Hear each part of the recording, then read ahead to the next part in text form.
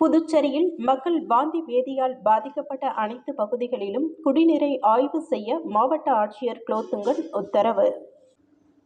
புதுச்சேரியில் மழைக்காலத்தில் பரவும் நோய் தடுப்பு நடவடிக்கையாக அரசு மருத்துவமனைகளில் தனி வார்டுகள் அமைக்கப்பட்டுள்ளது. புதுச்சேரி அரசு குடும்ப மற்றும் நலவழித்துறை இயக்குநர் செவ்வேல் வெளியிட்டுள்ள செய்திக்குறிப்பில், புதுச்சேரியில் எதிர்வரும் மழைக்காலத்தில் ஏற்படக்கூடிய நீரினால் பரவும் நோய்களும் தடுக்கும் முறைகளையும் பொதுமக்கள் தெரிந்து கொள்வது அவசியம். நீரினால் பரவும் நோய்களுக்கான காரணம் சுகாதாரமற்ற நீரில் உள்ள பாக்டீரியா, வைரஸ் மற்றும் நுண்ணுயிர் கிருமிகளே ஆகும். இந்த நோய்கள் ஒருவரிடம் இருந்து மற்றொருவருக்கு எளிதில் பரவுகிறது. குறிப்பாக சுகாதாரமற்ற குடிநீரால் காலரா, வயிற்றுப்போக்கு, டைபாய்டு, மஞ்சள் காமாலை உள்ளிட்டவை ஏற்படுகிறது. இவற்றை தடுக்க கைகளை சோப்பு போட்டு நன்கு கழுவ வேண்டும். விரல் நகங்களை வெட்டி கைகளை சுத்தமாக வைத்திருக்க வேண்டும். நீர்நிலைகளை சுத்தமாகவும் பாதுகாப்பாகவும் வைத்துக் கொள்ள வேண்டும்.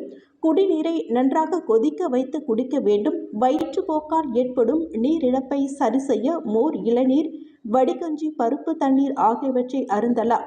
மழைக்காலத்தில் ஏற்படக்கூடிய அனைத்து நோய்களையும் தடுக்க அரசு நடவடிக்கை எடுத்து வருவதாகவும், நீரினால் பரவும் நோய் பாதிப்பு ஏற்பட்டால் காலம் தாழ்த்தாமல் உடனே அருகில் உள்ள மருத்துவமனைக்கு சிகிச்சைக்கு செல்ல வேண்டும். இந்த நோய்களுக்கு தேவையான மருந்து, மாத்திரைகள் ஆரம்ப சுகாதார நிலையங்களில் இருப்பு வைக்கப்பட்டுள்ளது என்றும் தெரிவித்தார். எனவே பொதுமக்கள் அச்சமின்றி நோய்களில் இருந்து பாதுகாத்துக் கொள்ள உரிய பாதுகாப்பு நடவடிக்கைகளை கடைபிடிக்க வேண்டும் என்றும் தெரிவித்துள்ளார். புதுச்சேரி உருளையன்பேட்டை தொகுதிக்கு உட்பட்ட கோவிந்த சாலை, காமராஜர் வீதி, புதுத்தெரு, முடக்கு மாரியம்மன் கோவில் வீதி, பகத்சிங் வீதி, பள்ளிக்கூட வீதி மற்றும் அதனை சுற்றியுள்ள பகுதிகளில் குடிநீரில் கழிவுநீர் கலந்து வந்த குடிநீரை அருந்தி சுமார் 40க்கும் மேற்பட்டோர் இந்திரா காந்தி அரசு பொது மருத்துவமனையில் அனுமதிக்கப்பட்டிருந்தனர்.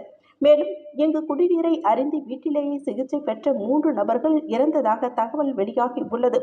இதைத் தொடர்ந்து உருளையன்பேட்டை தொகுதி சட்டமன்ற உறுப்பினரும் புதுச்சேரி மனிதநேய மக்கள் சேவை இயக்க நிறுவன தலைவருமான நேரு என்கின்ற குப்புசாமி தலைமையில் பொதுப்பணித்துறை தலைமை பொறியாளர் அலுவலகம் முற்றுகையிட்டு மற்றும் சாலை மறியல் போராட்டமும் நடைபெற்றது. இதைத் தொடர்ந்து இதுபற்றி ஆலோசனை நடத்த பொதுப்பணித்துறை செயலர் முத்தம்மா, சட்டமன்ற உறுப்பினர் நேருவை சமாதானப்படுத்தி பொதுப்பணித்துறை தலைமை பொறியாளர் அலுவலகத்தில் முக்கிய ஆலோசனை கூட்டம் நடைபெற்றது.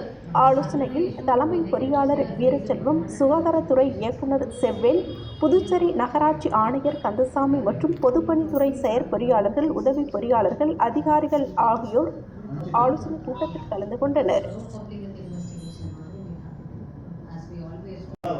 கழிவுநீர் வாய்க்காக இருக்குது. அப்போ மழை காலத்தில் மழை தண்ணி ஓடிச்சுன்னா மக்களுக்கு எந்த பாதிப்பு இருக்காது. மழை தண்ணி ஓடிச்சுன்னா நல்ல தண்ணி இருக்கும், உப்பு தண்ணி வெளியே போயிடும். இப்போ என்னன்னா கடலே வந்து மாசடைஞ்சு போச்சு. கடல் மாசடைஞ்சதுனால என்னன்னா 100 ml தண்ணிக்கு அந்த எம்பிஎம் என்ற ஒரு ஊர் இருக்க வேண்டிய இடத்துல 1600 இருக்குது. இந்த 1600 இருக்க கூட என்ன ஆகுது, கடல் மாசுபடுறதுல கடலோட உயர்வும் மாசு அந்த பாதிப்பு. அதை வாங்கி சாப்பிட்ற ஜனங்க அவங்களுக்கும் அந்த வாந்தி பேதி வரதுக்கு நிறைய சான்ஸ் இருக்குது. இது ஆய்விலே சொல்லிக்கிறாங்க. அப்போ ஆய்விலே சொல்ற இடத்துல கூட நம்ம வந்து கண்காணிக்காம இருக்கிறதுனால இது மக்கள் இன்னைக்கு உயிரோட விளையாடும். போன மாசம் 2 பேர் 2ஆம் பேர் தெரியாத ஜிஹெச்ல படுக்க வசதி கூட கிடையாது. புதுச்சேரி மாநிலம் மண்ணாடிப்பட்டு கொம்யூன் காட்டேரிக்குப்பம் பகுதியில் அமைந்துள்ள 33 அடி உயர அருள்மிகு சுந்தர நாயகி உடனுரை அஷ்டலிங்கேஸ்வரர் திருக்கோவிலில் 8ஆம் ஆண்டு குரு பூஜை விழா மற்றும் அமைச்சர் நமச்சிவாயத்தின் பிறந்தநாள் விழாவை முன்னிட்டு ஆலயத்தில் சிறப்பு பூஜைகள் மற்றும் அபிஷேக ஆராதனைகள் நடைபெற்றது.